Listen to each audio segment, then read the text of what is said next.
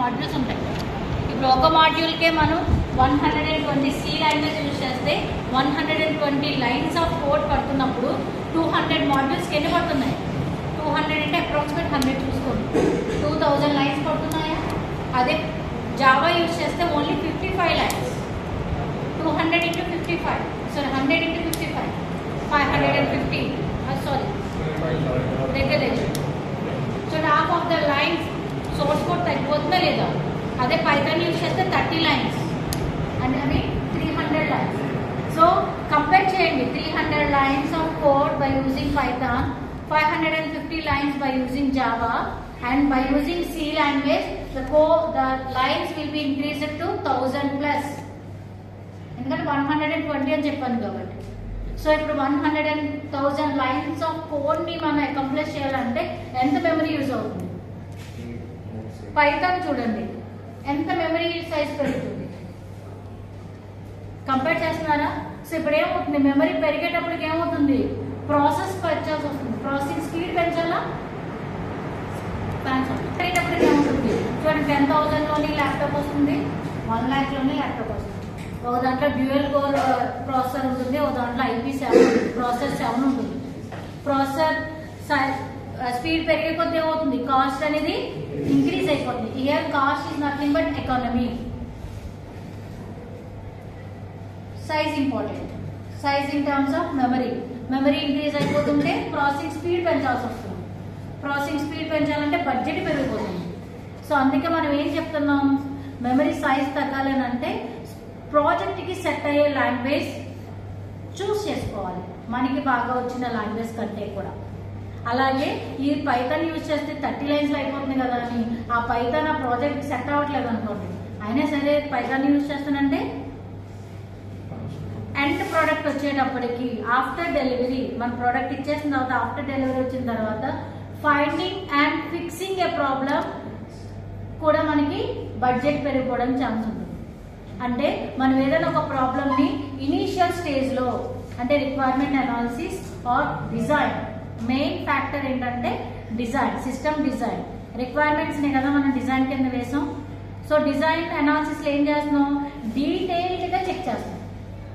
డీటెయిల్గా చెప్పినప్పుడు మనం అక్కడే ఏదైనా ఒక ప్రాబ్లం వస్తుంది అని అనుకుంటే ఆ ప్రాబ్లమ్ని ఫైండ్ చేయగలగాలి, అలాగే ఆ ప్రాబ్లమ్ని అక్కడే ఫిక్స్ చేసేయాలి. అది ఎర్లీ స్టేజ్. ఆ టైంలో అయ్యింది అనుకోండి, నెక్స్ట్ ఫైనల్ డాక్యుమెంట్ వచ్చిన తర్వాత, ఫైనల్ డిజైన్ వచ్చిన తర్వాత మనం కోడింగ్ రాసుకోవడం, టెస్టింగ్ ఇదంతా కూల్గా అయిపోతుంది. అదే కనుక మన ఇనీషియల్ స్టేజ్లో కనుక మనం ఫైండింగ్ అండ్ ఫిక్సింగ్ ప్రాబ్లమ్ కూడా చేయలేదు అనుకోండి, after delivery of the project end product వచ్చేసిన తర్వాత చేయాలనంటే మళ్ళీ బడ్జెట్ పెరుగుతుంది. అంతే కదా, ప్రతి ఫేజ్లోనే మనకి టైం ఉంటుందా, టైం లిమిట్ ఉంటుంది కదా. ప్రాజెక్ట్ ఎప్పుడు కూడా ఏం చెప్పాను, టైం అండ్ మెమరీ చాలా ఇంపార్టెంట్. టైం షెడ్యూల్లో కంప్లీట్ చేయాలి ప్రాజెక్ట్ని. 6 monthsలో చేయలేదు అనుకోండి, మనం ప్రాజెక్ట్ తీసుకుని 1 year అనుకోండి, ఇన్ టైంలో చేసేయాలి. ఇన్ టైంలో చేయలేదు అనుకోండి ఏమవుతుంది, అప్పటి వరకు మనం యూజ్ చేసిన టెక్నాలజీ, లేటెస్ట్ టెక్నాలజీ యూజ్ చేసి చేస్తాం. మనం 1 yearలో అవ్వకుండా అది ఎక్స్టెండ్ అయిపోయింది టైం, ఈలోపు న్యూ టెక్నాలజీ వచ్చేసింది అనుకోండి, ఆ న్యూ టెక్నాలజీతో వేరే కంపెనీ కనుక ప్రోడక్ట్ రిలీజ్ అయింది అనుకోండి, ఓల్డ్ ఫ్యాషన్ అవుట్కుంటారు. అంతే కదా, ఇప్పుడు మీరు మొబైల్ షాప్కి వెళ్ళి ఓల్డ్ ఫ్యాషన్ ఏదైనా మొబైల్ ఉంటే చూపించమంటారా? లేటెస్ట్ వర్షన్ ఏమో అడుగుతారు. ఈవెన్ లేటెస్ట్ ఈ రోజు ఏదో ఒక వర్షన్ ఉంది లేటెస్ట్గా, ఇంకొక 1 monthలో కొత్తది వచ్చేస్తుంది వర్షన్ అనుకుంటే ఏం చేస్తారు, 1 month తర్వాత తీసుకుందాం అనుకుంటారు. అప్పటి వరకు ఇది లేటెస్ట్ అయినా కూడా, అవునా కదా. సో లేటెస్ట్ వర్షన్ ఇంకొక 1 weekలో లేదా 1 monthలో వస్తుందంటే ఓకే, ఈ 1 month అడ్జస్ట్ అయితే ఇంకా లేటెస్ట్ వర్షన్ వస్తుంది కదా, అప్డేటెడ్ అనుకుంటాం. అలాగే మనం టైం షెడ్యూల్లో కంప్లీట్ చేయకపోతే నెక్స్ట్ మళ్ళీ లేటెస్ట్ వర్షన్ వచ్చేస్తుంది, అప్పుడు మన ప్రోడక్ట్ సేల్ అవ్వదు కదా, మనం చేసిన ప్రాజెక్ట్ వేస్ట్ కదా. అందుకే టైం కూడా ఇంపార్టెంట్, అలాగే మెమరీ కూడా ఇంపార్టెంట్. క్లియర్ నాన్న? So first factor is size, and second size అనేటప్పటికి memory, source lines of code ఇవన్నీ కూడా మీరు థియరీ రాసుకోవాలి. And second one is process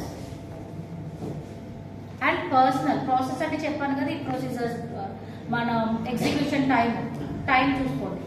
and personal అనేటప్పటికి ఈ ప్రాజెక్ట్స్ అన్ని కూడా టీమ్ వైజ్ వైజే కదా జరుగుతాయి. సో ఏ ఒక్కరో లేకపోతే ఏ 10 మందో ఏ 5గురో చేసేది కాదు ప్రాజెక్ట్. Multinational company projects. ఇప్పుడు మనం కాలేజ్లో చేసే ప్రాజెక్ట్లే టీమ్ వైజ్ చేస్తాం, చిన్న చిన్న ప్రాజెక్టులు కూడా, అవునా? సో కంపెనీస్ అనేటప్పటికీ మనకి ఇన్ఛార్జ్గా లేదంటే టీమ్ లీడర్గా ఒకరు ఉన్నా, మళ్ళీ ఫర్ ఎగ్జాంపుల్ నాకు కోడింగ్ ఇచ్చారు అనుకోండి, I'm a skilled person for coding అనుకోండి, నేను మళ్ళీ ఏం చేస్తాను, సబార్డినేట్ ఒక 5 to 6 మెంబర్స్ని కోడింగ్ కింద తీసుకుంటాను. ఎందుకంటే 200 మాడ్యూల్స్ చేయడం సింగిల్ పర్సన్ అనేటప్పటికి ఇది వెరీ డిఫికల్ట్ టాస్క్. కాబట్టి నేను ఏం చేస్తాను, మళ్ళీ ఒక టీమ్ని ఫామ్ చేసుకుంటాను. సో ఇప్పుడు ఈ టీంలో 6 మెంబర్స్ ఉన్నారు అనుకోండి, నేను ఫామ్ చేసుకున్న టీంలో. సో ఇక్కడ ఏమవుతుంది, 6 మెంబర్స్ కమ్యూనికేషన్ చాలా ఇంపార్టెంట్. ఎందుకంటే ఒక్కొక్కరు ఒక్కొక్క మాడ్యూల్ తీసుకుంటాం, లేదంటే ఒక్కొక్క లాగిన్ పేజ్ ఉందనుకోండి, ఒక లాగిన్ పేజ్ ఒకటి తీసుకుంటాం. ఒకటి అప్డేషన్ ఫామ్ ఉందనుకోండి, సెట్టింగ్స్ ఉందనుకోండి, ఒకటి తీసుకుంటాం. చూడండి, మన మొబైల్లో సెట్టింగ్ ఉంటుంది, అందులో ఎన్ని ఉంటాయి, ఫాంట్ ఉంటుంది, మొబైల్ డేటా ఉంటుంది, బ్యాకప్ ఉంటుంది, చాలా ఉంటాయి కదా. సెట్టింగ్స్లోనే ఎన్ని ఉన్నాయి చూడండి, ఆ ఒక్కరే చేయంగా ఒక 6 2 అందులో కొన్ని మాడ్యూల్స్ తీసుకుంటాం. తీసుకున్నప్పుడు పర్సనల్ థింగ్స్కి వచ్చేటప్పటికి ఏమవుతుందంటే, ఇప్పుడు మేము అందరం ఉన్నాం, మాలో కమ్యూనికేషన్ ఉండాలి. ఎందుకంటే ఒకదాని ఎఫెక్ట్ ఇంకొక మాడ్యూల్ మీద పడుతుందా లేదా?